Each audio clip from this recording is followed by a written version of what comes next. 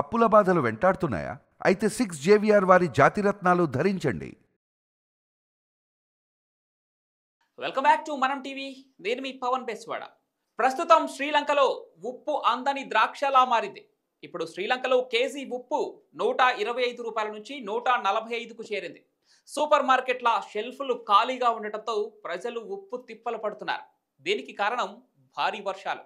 మార్చి నుంచి మే మధ్యలో కురిసిన భారీ వర్షాల వల్ల హమ్మంపేట, ఎలిఫెంట్ ఫాల్స్, పుట్టలం వంటి ప్రధాన ఉప్పు ఉత్పత్తి ప్రాంతాల్లో ఉత్పత్తి పూర్తిగా నిలిచిపోయింది. శ్రీలంక మొత్తానికి ఉప్పు సరఫరా చేసే పుట్టలం కేజీ ఉప్పు కూడా లేకుండా కొట్టుకుపోయిందంటే మీరే అర్థం చేసుకోండి. అదీ కాక భారత్ 3050 మెట్రిక్ టన్నుల ఉప్పును శ్రీలంకకు పంపినప్పటికీ భారీ వర్షాల కారణంగా సరుకు రవాణా ఆలస్యమైంది.